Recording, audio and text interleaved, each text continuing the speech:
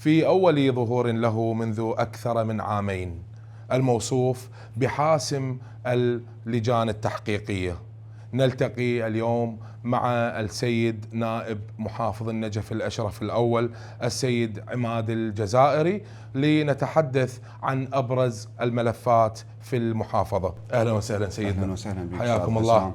الله محييك. الله يخليك. طبعا أولا يعني نتشرف أن نلتقي بحضرتك في أول لقاء إعلامي وأن نتحدث إلى الجمهور النجفي عن أبرز الملفات التي تخص الشارع النجفي والوضع العام في محافظة النجف. وحتى نبدأ بصورة سريعة بكل صراحة، شلون تشوف حضرتك وأنت تتولى منصب ثاني أعلى سلطة تنفيذية في المحافظة،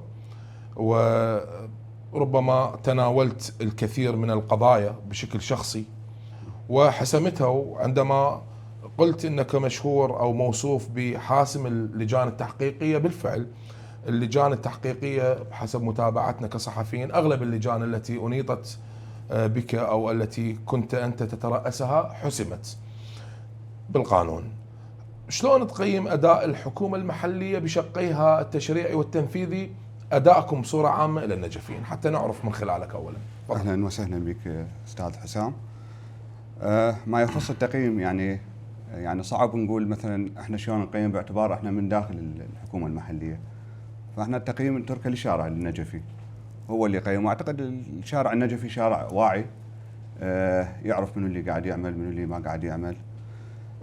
اما موضوع الحكومه المحليه والحكومه التشريعيه احنا قاعد نعمل وفق معطيات موجوده والشارع ينظر. راضين على الاداء بصوره عامه؟ طبعا يعني طبعا حتى يكون السؤال ليس احراجا للسيد النائب الاول، وانما نتحدث بصراحه انه انت الى اللحظه خلال عامين راضي على اللي قدمته الحكومه المحليه، وقلت انه مجلس المحافظه والمحافظه راضين على اللي قدمتوه للمجتمع؟ انا اتكلم عن نفسي يعني. نعم. يعني اذا اريد نتكلم عن ادائنا، يعني اذا اتكلم عن نفسي بانه اداء يعني لحد الان مو بالمستوى المطلوب، ولكن لعده عوامل موجوده، منها عوامل إدارية، عوامل تنفيذية موجودة،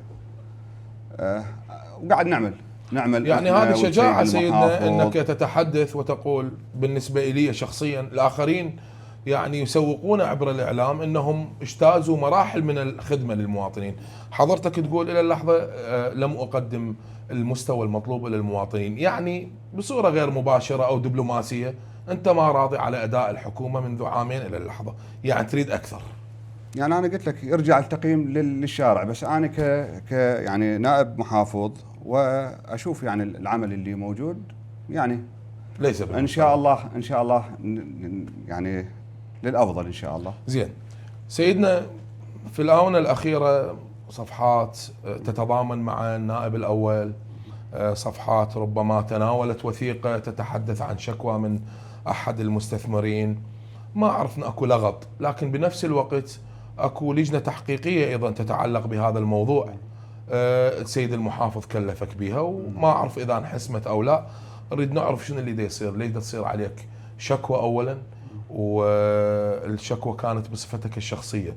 أنت حضرتك تتدخل يعني بعمل الاستثمار بشكل شخصي يعني؟ نعم. أجاوبك. شكرا على هذا السؤال. طبعا أنا البارحة من شفتها بمواقع التواصل الاجتماعي الدعوة، واعتقد يعني تسريبها كان لغايه يعني لثني عن اداء عملي اللي موجود. هذا الموضوع كله يخص احد المجمعات السكنيه. شكلت لجنه تحقيقيه برئاستي من قبل السيد المحافظ بموجب امر اداري في الشهر الواحد 2026. نعم.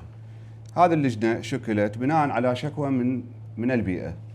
بتقول هذه الشكوى اكو مخالفات في المجمع السكني، من ضمنها الطارات وقطع الأشجار اللي موجودة، واللجنة بيها أعضاء. مارسنا عملنا ورا يومين، عقدنا تقريبا لحد هذا اليوم احنا 3 جلسات عقدنا. نعم.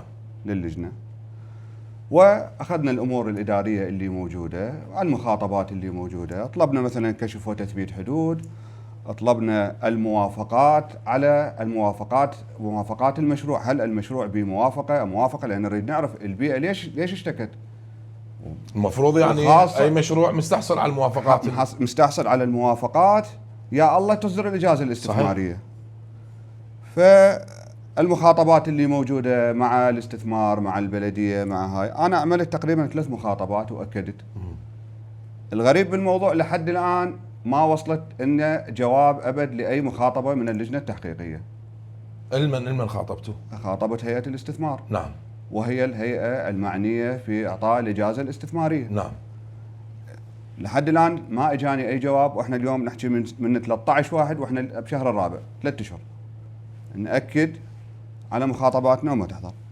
فانا تفاجئت، احنا يعني لحد الان ما مشتغلين في شيء على مود تنتظرون الاجابات علينا دعوه منع معارضه. طبعا انا شفتها باعتبار اني ابن القضاء الواقف محامي سابقا يعني زين. ومثل ما تفضلت حاسم لاغلب اللجان التحقيقيه، كوني رسالتي في الماجستير في التحقيق الاداري، فمثل ما يقول عندنا بالعاميه اطل خبز الخباز يعني. بلي. انا قرأت الدعوه البارحه، شفتها من مواقع التواصل الاجتماعي. طبعا احنا نمثل امام القضاء، وهذا يعني يجوز انا على مدى 15 سنه من كنت محامي عندي فرد 50 قرار مثل هذه الدعوه. وهذه الدعوه يعني من الناحيه الشكليه هي غير صحيحه. لان انت اليوم تجي تشتكي، اليوم تجي تدعي على شخص بصفته الشخصيه. انا اليوم ما مثل شخص. هو نفسه هذا المشروع يعني نفسه على انت على رئيس لجنته على نفس هذا المشروع. اها. طبعا لقينا عده مخالفات موجوده، وانا اضطر اليوم يعني اذا اريد نحكي بالمخالفات يجوز انا وياك جلسه فرد يومين ما تخلص المخالفات، سواء مخالفات قانونيه ومخالفات غير قانونيه. انا اسال سؤال يعني اقول الارض رفع يد الاصلاح الزراعي من عندها لو ما رفع يد الاصلاح الزراعي؟ هاي من ضمن عندك الجواب. شو انا لحد الان ما اجتني الكتب اللي موجوده اللي مثلا جواب وزاره الزراعه مديريه الزراعه في النجف الاشراف تجي تثبت بان هذه الارض اللي موجوده تم رفع يد الاصلاح الزراعي من عندها او لم يتم. هل توجد موافقه بيئيه ام لم توجد؟ يعني انتم من تشكلت اللجنه سيدنا من شهر الواحد الان نتحدث شهر الرابع، لحد هذه اللحظه 4 اشهر ما وصلت لكم الاجابات؟ لحد هذه اللحظه لم تصلنا اي اجابه من الدوائر المعنيه. السيد المحافظ عرف؟ وانا يعني اقول هذا تواطؤ موجود، لان لو اكو اجابات انا اشوف مثلا هو اليوم المستثمر قايم دعوه رفع معارضه على شنو؟ مثلا هو شنو اللي صار؟ صدرتوا توصيات؟ بعدنا لحد الان اللجنه ما اكملت، وان كانت قد اللجنه اصدرت توصيات، بالتالي هذا واجبها القانوني. عقدنا 3 اجتماعات نعم. موجوده، وهذه الاجتماعات احنا لحد الان فقط مخاطبات. انا طلبت تثبيت حدود من البلديه. زين. لحد هذه اللحظه البلديه لم تثبت الحدود. سيدنا خلينا انا اسال سؤال. نعم. يعني انا احدى الوثائق اللي اجتي عندي موجوده، هذه الوثيقه تقول الارض سلمت بموجب اضباره تنفيذيه من قبل منفذ العدل. زين. السؤال هنا يصير مثلا يسلم الارض الشخص بعد لحد الان ما حاصل على اجازه؟ اكيد لا. سلمت الارض الى المستثمر يوم 8 بالشهر، يوم 9 صدرت الاجازه الاستثماريه. تسليم الارض قبل الاجازه الاستثماريه. زين. والبلديه شنو؟ عندها عقد وياه؟ ما عندها. شلون سلمت؟ لحد هذه اللحظه ماكو عقد، لحد هذا اللقاء استاذ ابو ميار وياك، لحد هذا اللقاء ماكو اي عقد بين البلديه وبين المستثمر. والمستثمر جاي يشتغل؟ المستثمر قاعد يشتغل. شلون البلديه شنو دورها هنا؟ المستثمر قاعد يعمل. والله البلديه يعني احنا ارضها يعني هي مالتها. انا اذا اكمل اللجنه التحقيقيه زين والمسيء سوف يعاقب. هذه اراضي النجف. هذا اليوم الناس اللي طلعت واللي اريد اعرف هذه الناس اليوم شلون طلعوها باي طريقه؟ تكمل اللجنه التحقيقيه اذا بعدك بالبدايه ما يجاوبوك بالكتب ويشتكون عليك، شلون راح احنا لحد الان 3 اشهر انا هذا موجود عندي لحد الان اي وثيقه ما اجتني من هيئه استثمار النجف. هيئه استثمار النجف اقولها بصراحه صايره في هذا المشروع هي الحكم وهي الخصم. شنو السبب اللي يخليها ما ترد هيئه الاستثمار؟ اهالي النجف، اترك الاجابه لاهالي النجف هم يعرفون يعني خلي يعني نتحدث بصراحه بهذا الموضوع. يعني نظرا لقرب العلاقه بين المستثمر ورئيسه هيئه الاستثمار ما تجاوب، بالتالي هي يعني مؤسسه حكوميه مو مؤسسه يعني أهلية مثلا، وباستطاعة هيئة الاستثمار تمتنع عن الإجابة لكتاب لجنة تحقيقية مشكل من قبل السيد المحافظ. يعني المفروض الآن السيد المحافظ عنده معلومة أن هيئة الاستثمار ما جاوبت. شنو موقف المحافظة؟ انا قدمت مذكره داخليه للمحافظ. انا اعمل بصوره قانونيه. نعم. اللي صدر الامر الاداري السيد المحافظ، بلي رئيس اللجنه التحقيقيه انا. فاني اي خلل يصير وعرقله اقدم مذكره الى السيد المحافظ لاتخاذ الاجراءات، ومنتظر الان الاجابه من السيد المحافظ. يعني قدمت الى السيد نعم المحافظ. نعم ممتاز. نعم. احنا ماشيين وفق اصول قانونيه موجوده، ولدينا الوثائق الان الموجوده التي يعني انا هذه الوثائق اللي موجوده جوا ايدي يعني اجتني بصوره رسميه او غير رسميه. يعني انا صوره غير رسميه ما اقدر امشي بيها اذا ما يجيني فرد كتاب رسمي.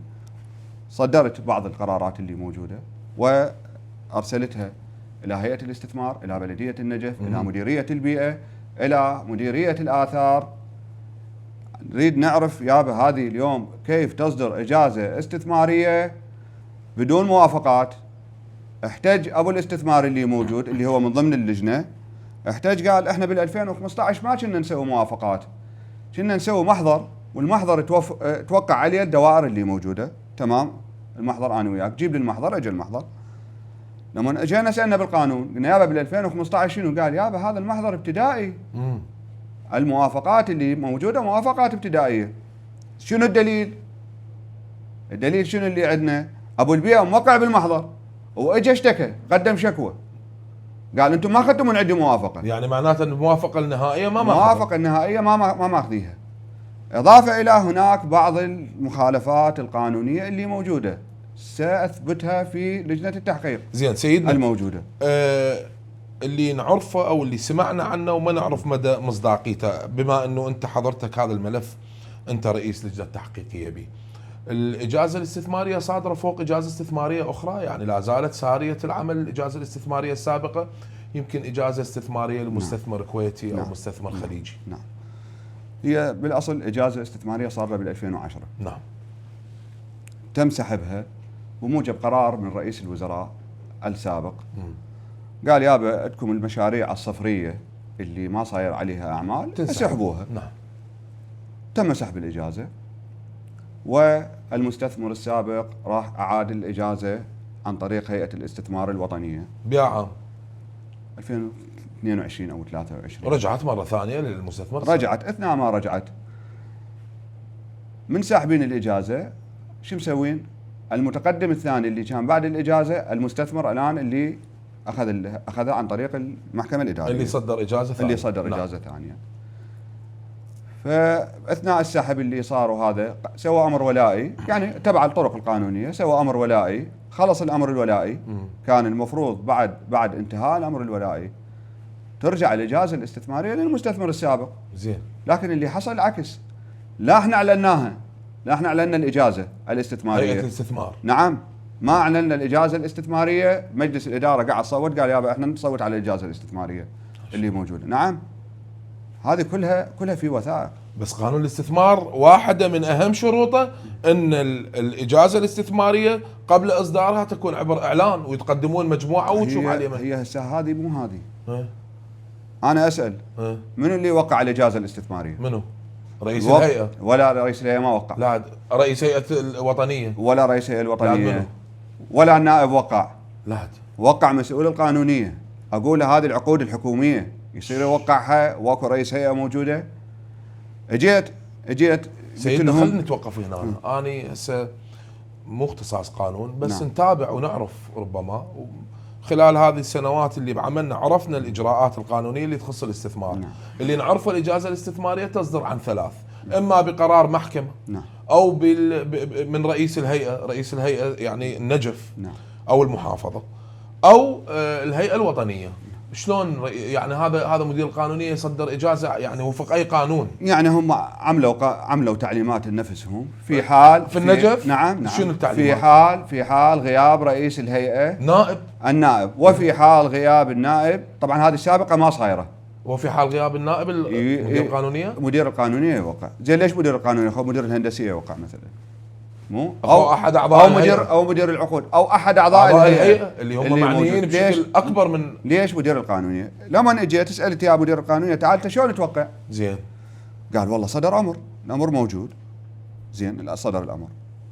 النائب وين؟ قال النائب مجاز. قلت له رئيس الهيئه وين؟ طلع لي الوثيقه بانه مجاز رئيس الهيئه. طلع لي وثيقه. رئيس الهيئه جاي الصبح الساعه 8:30 الصبح. كاتب بانه انا راح اطلع افتر على المشاريع. زين. اي وارجع. فرئيس الهيئه راح المشاريع يفتر عليهن. يعني بعد داخل النجف موجود داخل النجف. شنو الاجازه؟ ورجع كمل الثنتين لقى الاجازه موقعه. خوبي وقعها بالثنتين. نعم.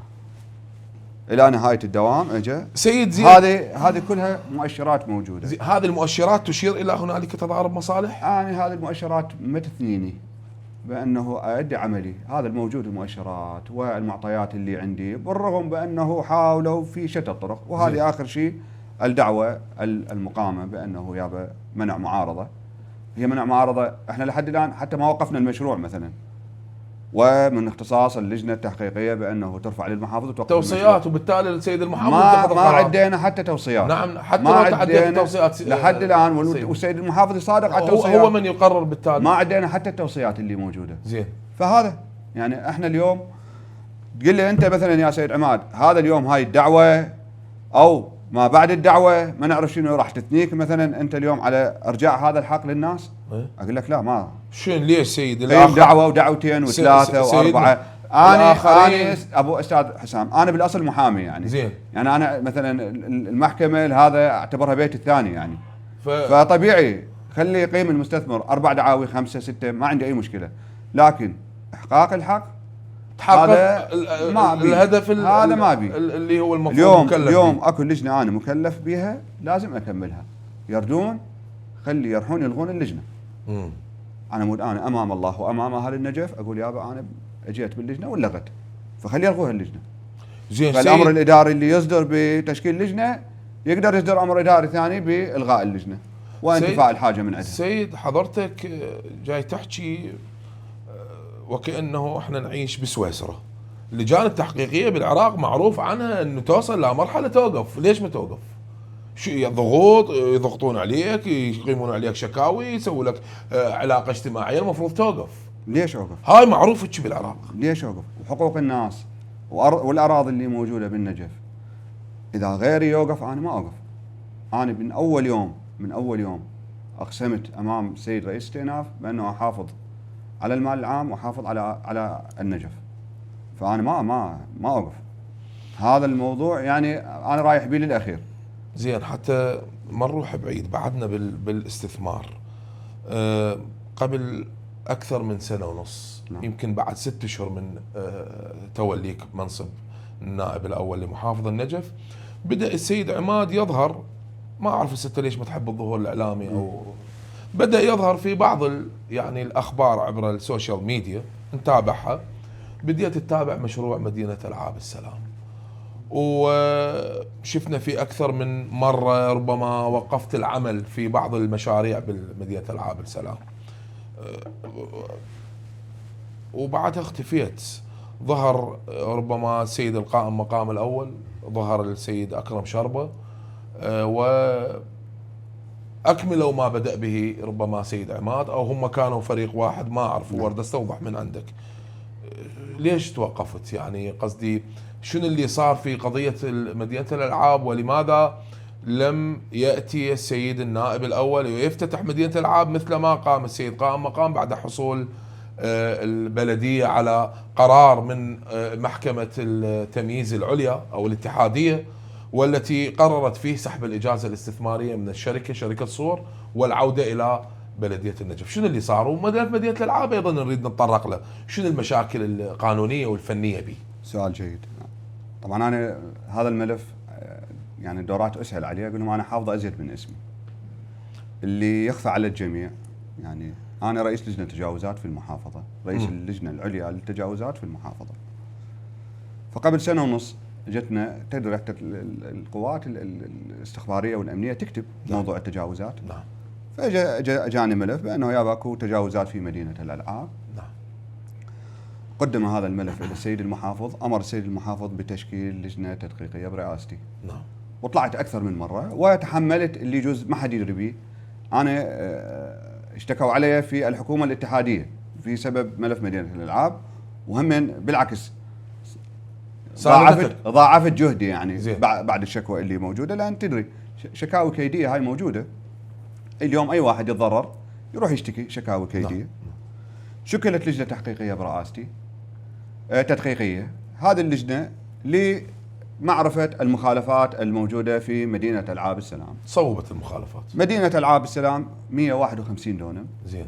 تجي تباوع السايت بلان مالتها، طبعا واثناء اللجنه التدقيقيه هاي للمفارقه حاولوا عده محاولات بانه يجون يخلون مخططات القديمه تنشال وتتخلى مخططات جديده للجنه في بلديه النجف. هاي شنو؟ نعم في بلديه النجف. ولكن انا جبت الاضباره كلها مالت مدينه العاب وفتحتها. جيت لقيت المخالفات اللي موجوده في مدينه العاب. احنا لو كان السايت بلان يمي كان شفت راوتك اياه. مدينه العاب عباره عن حزام اخضر داير ما دايرها مناطق، والاكشاك تصير داخل مدينه العاب. زين. ولكن هسه اللي يشوف مدينه العاب الاكشاك كلها برا وصايره داير ما دايرها بشكل عشوائي. نعم. فاجينا شكلنا لجنه تدقيقيه، شفنا السايت بلان اللي موجود، قلنا يا سيد المحافظ بانه هذه المخالفات اللي موجوده 1 2 3 4 اوصينا بتشكيل لجنه تحقيقيه استنادا الى اللجنه التدقيقيه اللي موجوده. طبعا انا اوقفت العمل، اي عمل ماكو. البناء اللي صاير في جهه البناء الخارجي يعني. البناء الخارجي اوقفت العمل لحد قبل فتره انا موقف العمل بيه. زين. وطلعت اكثر من مره والقينا القبض على المسؤول هناك اللي قاعد يبني. وانا هسه راح اجيك هي هاي شلون صار البناء وشلون هاي يعني فرشي عجيب. شكلت لجنه تحقيقيه برئاسه معاون المحافظ لشؤون الاستثمار اللي هو سيد علي الرفيعي. زين. مارست اللجنه اعمالها واستندت الى لجنتنا التدقيقيه اللي موجوده. قررت هذه اللجنه من ضمن مقرراتها سحب الاجازه الاستثماريه وفق الماده 28 من قانون الاستثمار. يعني بدات بلجنه تدقيقيه، التدقيقيه روحوا شوفوا لنا شكو ماكو بمدينه الالعاب، صدرتوا توصياتكم. ومن ثم من ضمن التوصيات انه تشكل لجنه تحقيقيه صارت برئاسه سيد علي الرفيعي معاون المحافظ للشؤون الفنيه. هاي اللجنه اوصت بسحب الاجازه، يعني بعد دراسه لجنتين بل الاكثر. خل افاجئك بهذا الموضوع، اكو لجنه في زمن المحافظ السابق دكتور ماجد الوائلي ايضا افضت الى لجنه تحقيقيه ومصادق عليها السيد موجود عندي اني سحب الاجازه الاستثماريه وفق الماده 28 من قانون الاستثمار. ليش ما انسحبت الاجازه؟ الاكثر من ذلك شنو؟ بلديه النجف اللي هي صاحبه الارض نعم كتابها واضح وصريح الى هيئه استثمار النجف سحب الاجازه الاستثماريه وفق الماده. ليش البلديه يمكن تطلب فلوس تطلب ما يقارب 4 مليار دينار. سيدنا احكي لنا عن مدينه الالعاب. حضرتك جاي تسترسل وتقول انه اكو هوايه مشاكل. لجان 3 تشكلت، بدات من السيد المحافظ السابق نعم. دكتور ماجد الوائلي نعم. واوصت بسحب الاجازه الاستثماريه، وبعدها لجنتكم التدقيقيه واوصت بتشكيل لجنه تحقيقيه برئاسه السيد علي الرفيعي نعم. ومعاون المحافظ للشؤون الفنيه، واوصى بسحب الاجازه. شنو اللي صار بعدها؟ عقدت المؤتمر اللي تحدث به على ضوء اللجنه التحقيقيه اللي استندت لتوصيات اللجنه التدقيقيه لشؤون الاستثمار. زين. قدنا مؤتمر وقلنا احنا راح نسحب الاجازه الاستثماريه. قررنا سحب الاجازه الاستثماريه، فاجانا الجواب مجلس اداره ما موجود من رئيسه الهيئه. يابا مجلس اداره عقد موجود. زين. شكر مجلس الاداره، سحبوا الاجازه الاستثماريه. تتذكر بها تاريخ عقدت المؤتمر؟ الشهر؟ والله ما اتذكر يعني. يمكن خامس. بشهر الخامس. بشهر السابع شكل مجلس الاداره. ورا شهرين بالضبط. شكل مجلس الاداره. يابا اكو دعوه موجوده. انا خليني الخص لك مدينه الالعاب بصوره مبسطه على مود اهالي النجف يعرفون شنو مدينه الالعاب. مدينه الالعاب موجب الاجازه الاستثماريه رقم 75 بال 2010. زين. صدرت اجازه استثماريه مدينه الالعاب الى شركه صور. صاحب شركه صور وقع في ازمه ماليه. زين. الداين من فلان والداين من فلان والداين من فلان. بسبب الازمه الماليه انسجن صاحب شركه صور ولحد الان هو موجود في سجن. نعم. في سجن الصالحيه. زين. موجود. قاموا الدائنين يجون، وبسبب ضعف البلديه يجي كل من ياخذ له ارض ويقعد بيها. هذا بنى هناك 10 محلات، هذا هنا بنى بنايه، هذا بنى كذا، هذا اللي والمستثمر الحقيقي المستثمر بالسجن. زين. احد المستثمرين اللي موجودين رفع دعوه قال يابا انا اطلب المستثمر قد 2 مليون دولار. زين. انا منطي دين. للعلم قيمه المشيدات الان، المشيدات في مدينه العاب تعادل 50 مليار دينار عراقي. زين. انا هسه يعقل بانه اجي اسوي اجازه استثماريه احولها الى الدائن. الاجازه الاستثماريه اللي تحولت موجب هسه احنا اليوم يعني هسه اليوم شركه المروه اللي شركه المروه هي نفسها هي مشتكيه ب 2 مليون دولار. 2 مليون دولار مشتكيه على موضوع قيمته 50 مليار دينار عراقي. زين شلون تشتكي وهو بالسجن وشلون تتحول؟ كله بالسجن، هو موجود بالسجن وجوا صاروا شكوى واجت قال ابو شركه المروه قال يابا انا عندي هذا متنازل لي وعقد تنازل، ماكو عقد. هاي شنو؟ تنازل موجود. والدائنين الباقيين ثلاث دائنين موجودين هم عندهم تنازل. زين. لكن هذا التنازل من كان رئيس هيئة الاستثمار السابق رفض التنازل ورفض حتى التظلم اللي موجود، ورئيس هيئة الاستثمار الحالي قبل بالتنازل. بس لحظة سيدنا، رئيس الاستثمار السابق دكتور ضرغام قيل نعم يعني في زمنه رفض التنازل، قال هذا غير اصولي، تنازل غير اصولي. لان المستثمر بالسجن. التنازل اول شيء بس المستثمر مو مؤهل لان يوقع على اي شيء. ثاني تنازل هي ورقه وتختم بالاستثمار، تختم من قانونيه الاستثمار. نعم. ما مختومه؟ هم نرجع الى قانونيه الاستثمار. هاي شنو؟ تختم. واذا انت اليوم تجي تسال اي موظف بسيط في هيئه الاستثمار قل له عمليه التنازل شلون يصير وفق اجراءات حددها القانون، ما موجوده هاي، استنادا على ورقه. زين انا اسال اليوم اجي يعني انا السابق مثلا اقول يا هل افضل اسحب الاجازه الاستثماريه وتجيني واردات الى بلديه النجف، وهذه هذه فلوس اهل النجف. زين. ما يقارب 8 مليار دينار سنويا اذا رجعناها للبلديه وسحبنا الاجازه الاستثماريه. لو هسه ناخذ لنا فرد 20 مليون او 25 مليون بالسنه، يعني شنو هذا التناقض؟ يعني شنو اللي هذا التناقض بين 8 مليار اروح اعطيها استثمار 20؟ شنو مصلحتي بمشروع كامل حسام ومؤهل؟ كن على ثقه. انا قلت لك من البدايه مدينه العاب حافظه مثل اسمي. زين. واعرف ايش قد ايراداتها موجوده تعود. وانا جبت مدير البلديه وقلت له اسمع يا مدير البلديه، روح اشتغل بالدعوه، افسخ العقد لان ايراداتك تصعد بالبلديه. احنا اليوم بالبلديه عندنا شركات تنظيف، عندنا اليوم قاعد نجمل المدن، هذا ايرادات تحتاج البلديه. منين ناخذ ايراداتها؟ من هذه المشاريع. ناخذها من هاي المشاريع. انت 8 الى 7 مليار تجيك شهريا وتروح تخليها ب 25 مليون. زين انا السؤال الثاني، زين اليوم اي واحد يروح يداور له بيت، هسه طبعا هي الاجازه الاستثماريه تحولت للمستثمر الثاني اللي هي شركه المروه. شلون تحولت؟ تحولت يعني عن طريق منو؟ عن طريق الاستثمار للعلم ونفس الطريقه اللي تحول بيها عماد سكر هيلز، نفس الطريقه. هم اثنيناتهم هاي نفسه، يعني اللي يشتكي عليك الان واللجنه اللي مشكله نفس المستثمر سيدنا. ونفس الطريقه همين رئيسه هيئه الاستثمار طلبت اجازه، نائب طلب اجازه، وقع المدير القانونيه. ادري سيد وين هذا الكتاب اللي من الامانه العامه لمجلس الوزراء بتعليمات واضحه وصريحه تقول اكو تضارب مصالح بموضوع تعيين شخص في منصب وزوجه او اخوه او زوجها او يعني شقيقه يعمل في نفس يعني المجال.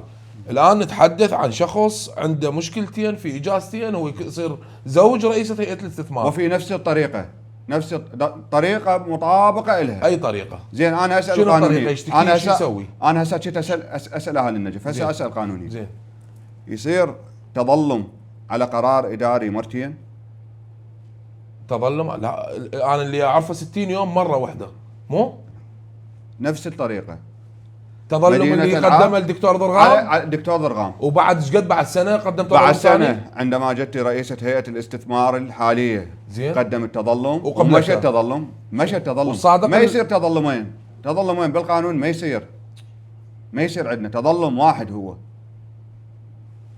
نفس الطريقه، نفس الطريقه اللي موجوده مجمع عماد سكر هيلز نفسها مورست وين؟ في مدينه العاب السلام. اللي يوقع الاجازه هم القانونيه لو نفسه مسؤول القانونيه اللي وقع، ونفس الطريقه هذا طلب اجازه، هي طلبت اجازه، اجى هذا وقع. زين انا ارجع لسؤالي، اقول انا هسه اليوم اريد اروح اشتري بيت اشتري، فمن اشتري بيت يقولوا لي يابا احنا ما نقدر نداور لك اذا ما تاخذ هذا البيان اللي اشتريت فيه تروح تشوف نفسك انت مطلوب للضريبه لو ما مطلوب. صحيح. ويعطوك براءه ذمه ضريبه وبلديه وهذا يختموا لك بالاطراف مالت البيان. اقول هسه من دائره الاجازه سالوا الجهه القطاعيه قالوا له ابويا تعالي انت تطلبين فلوس؟ بطلبين البلديه والاستثمار. البلديه تطلب 4 مليار. المدينه العاب السلام. نعم. تطلب الشركه الصور، تطلب شركه السوق. تطلب وقرار المحكمه الاداريه الان اللي بموجبه هو قرار دين، يعني هذا يقول انا اطلب هذا زين فلوس، طلعوا ثلاثه قال لا انت تنازل قبل تنازل ذولا اللي موجود، فاحنا نقرر بانه نقل الاجازه الاستثماريه الى شركه المروه مثقله بالحقوق. يعني شنو مثقله بالحقوق؟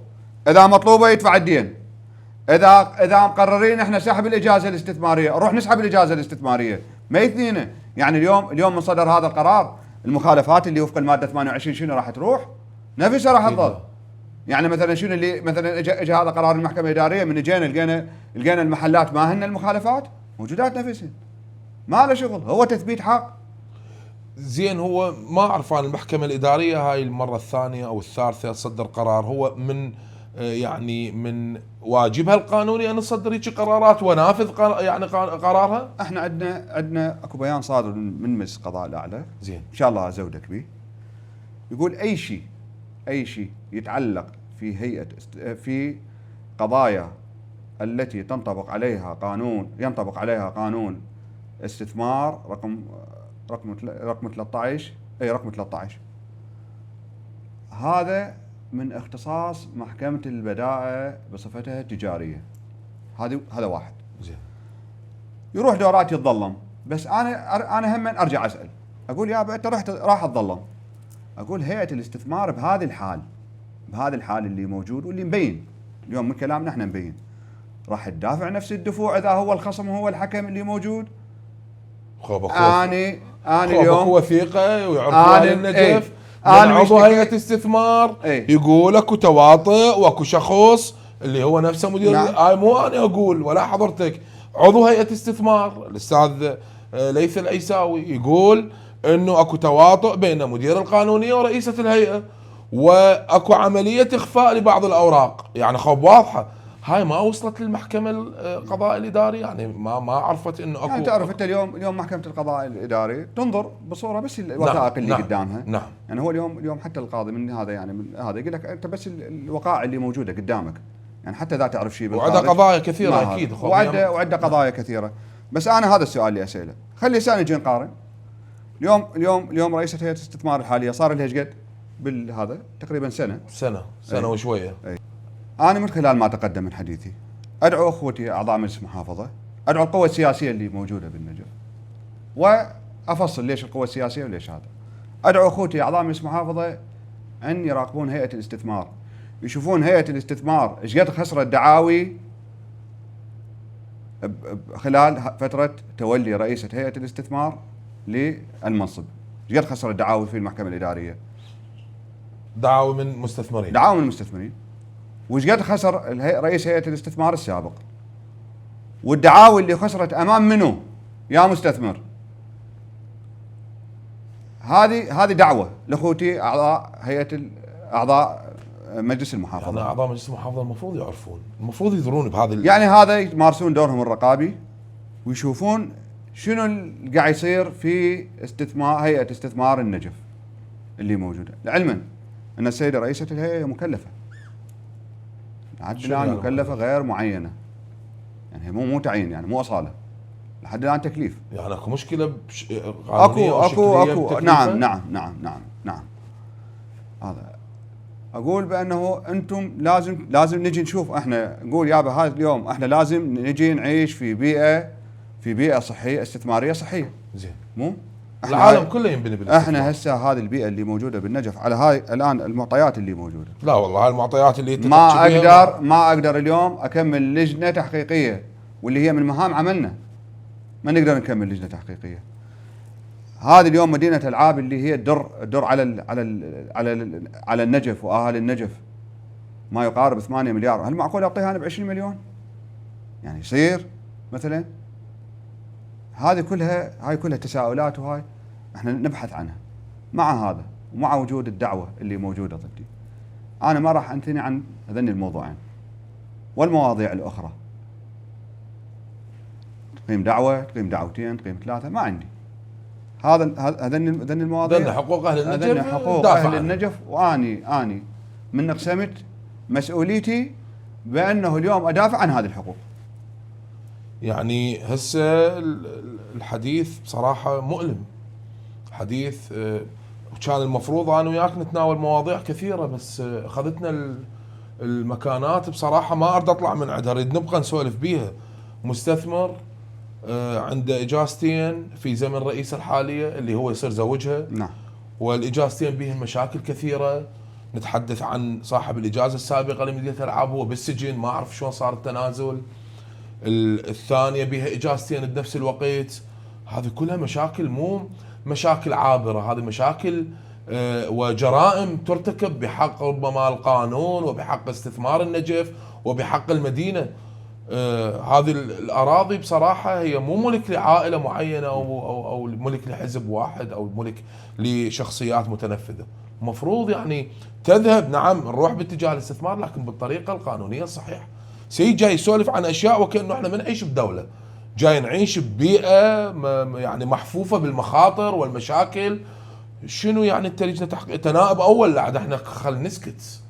اذا انت نائب اول للمحافظ وجاي تعاني هذه المعاناه، اللي مثل الصحفي او المدون او المواطن المفروض يعني يسكت. يعني بصراحه مصيبه هاي. سيد محافظ النجف الاشرف المحترم، سيد رئيس مجلس المحافظه المحترم، السيد رئيس لجنه الاستثمار المحترم، السيد رئيس لجنه النزاهه المحترم، السيد رئيس لجنه البلديه المحترم، كل اعضاء مجلس المحافظه واعضاء مجلس النواب المحترمين. هذا الكلام خطير. هذا اكو اوراق بي ما اعرف، يعني انتم المفروض واصلتكم. اذا واصلتكم هاي المعلومات فهاي مصيبه كبيره، واذا ما واصلتكم المصيبه اكبر. احنا جاي نحكي عن اهم منطقه بالنجف. ايش بقى بيها النجف؟ هي بقى بيها كم منطقه خضراء، واحده من عندها هاي المدينه الترفيهيه. يعني مو معقوله وليس من الانصاف ان توصل المدينه الى هذه المرحله. هاي المدينه هي قلب الشيعه ومركز القرار ومدينه المرجعيه ومدينه التضحيات ومدينه العلماء، تصل الى هذا المنطق باداره الدوله. هاي مو اداره دوله. هذا المنطق اللي جاي نحكي به مو اداره دوله اطلاقا. هذا اداره يعني اقتصاديات واداره مصالح شخصيه ضيقه. وبالتالي ايضا هي مناشده الى السيد رئيس مجلس القضاء الاعلى والى السيد رئيس استئناف النجف المحترم. طبعا محكمه النجف مشكوره حتى لا نبخس يعني حقها، صدرت قرارات مهمه وجوهريه وحاسمه في العديد من القضايا، خصوصا فيما يتعلق بقضايا الاراضي التابعه لبلديه النجف. ايضا السيد مدير بلديه النجف الاشرف، حضرتك مؤتمن على اراضي النجف، انت ما جاي تدافع عن ارضك بصراحه. الان وفق هذه الكتب ووفق ما تحدث به السيد النائب الاول، انت ما جاي تدافع عن اراضي النجفيين، وبالتالي انت تتحمل مسؤوليتين، الاولى القانونيه وهي الاهم، والثانيه المسؤوليه الاخلاقيه امام المجتمع النجفي. حضرتك نجفي وابن عائله نجفيه ومهمتك تدافع عن المدينه. ايضا السيد المحافظ، انت الرجل المعني. سيد النائب جاي يتعرض الى ضغوط ويتعرض الى عمليات تشويه والى عمليه ابتزاز واضحه. انت شكلت لجنه تحقيقيه. هسه انا ارجع لحضرتك، سيد المحافظ يكلفك بلجان صعبه وخطيره وانت تروح، يعني ليش تروح بلجان هيك؟ ليش مو غيرك وجاي تحسمها؟ يعني هذا واجب انا استاذ حسن، هذا واجب، اي لجنه تحقيقيه تروح بيها. ومستعد لاكثر من هذه اللجان، مستعد لاكثر من هذه اللجان. والله بصراحه انا اتمنى انه تقبل الدعوه امام الجمهور، ثاني مره نسوي لقاء اخر نتحدث به عن كل القضايا، لان الحديث وياك ممتع لكنه مؤلم. ممتع انك تتحدث بهذه الشفافيه التي لم نعتاد عليها منذ عامين، من سنتين، واني كصحفي وزملائي ربما نيابه عن زملائي ما تعودنا على مسؤول يسولف لنا بهذه الصراحه وبهذه يعني الاريحيه. اولا، ثانيا يبدو ان النجف تحتاج الى بالفعل تسليط الضوء والاعلام على بعض المواضيع، خصوصا وان ما يحدث في المنطقه والعالم ربما هنالك من يستغل الاحداث. يعني شهداء يستشهدون الان في يعني ساحات المعركه وفي مكانات الدفاع عن العراق، وبالتالي هنالك اخطاء تمارس في النجف وباقي المحافظات. اني ما اعرف صراحه. اشكرك سيدنا. نتمنى انه توفق في حسم هذه اللجان، وبالفعل ان يعني يوفقك في الانتصار واسترجاع هذه الاموال وهذه الاراضي وفق القانون الى محافظه النجف. واكيدا المجتمع النجفي ما ينسى الاشخاص اللي يشتغلون على يعني هذه الملفات الخطيره، وهذه الملفات التي لا يستطيع ولا يجرؤ اي احد ان يعمل عليها. انا اشكرك واشكر هذه الصراحه، ونتمنى لك كل التوفيق سيدنا. وهذا اللي اقدر اقوله. ما اعرف اذا عندك اضافه او رساله توجهها، هاي كامرتك توجه رساله الى زملائك في العمل الحكومي والى المجتمع النجفي. الله يحفظك. انا بدايه يعني اوعد اهالي النجف، هذه كامرتك. انا اوعد اهالي النجف بانه كل هذه الضغوطات اللي موجوده ما تثنيني عن احقاق الحق، واكرر دعوتي الى اخوتي اعضاء مجلس المحافظه بأنه يراقبون عمل هذه المؤسسة المهمة في محافظة النجف. والرسالة الأخرى إلى القوى السياسية في محافظة النجف، أقول لهم أنا ابنكم وأقول لكم أعقروا الجمل. بس هاي يعني أنا أكثر من هيك بصراحة رسالة واضحة وصريحة إلى القوى السياسية في محافظة النجف الأشرف، وبالتالي إلى القوى السياسية في بغداد وهم أصحاب القرار بشكل مباشر. ما يحدث في النجف يحتاج إلى إعادة نظر وإلى إعادة تقييم وإلى تصويب بصراحة. بالتالي المجتمع النجفي ينتظر من هذه القوى السياسية أن تقدم له خدمة وأن تقدم له مشاريع كلنا مع الاستثمار. ما أعتقد أكو شخص عاقل يوقف ضد الاستثمار. الدول المتقدمة والمتطورة والبلدان اللي نسافر ونشوف بها تطور هو عن طريق الاستثمار، لكن مو بهذه الطريقة، مو بالطريقة اللي تمنح بها الإجازات وفق أهواء ووفق مخالفات قانونية جسيمة واضحة وصريحة. وهذه المخالفات أكدتها المحكمة، أكدتها المحاكم المختصة أن هنالك مخالفات تشوب هذه الإجازات الاستثمارية. أنا أتمنى أنه وفقنا في نقل ما يحدث في محافظة النجف، وأكرر شكري وامتناني إلى السيد عماد الجزائري النائب الأول لمحافظة النجف الأشرف، وأشكر حسن المتابعة والإصغاء. إلى لقاءات خاصة أخرى، مع السلامة. أهلا وسهلا بك أستاذ حسن.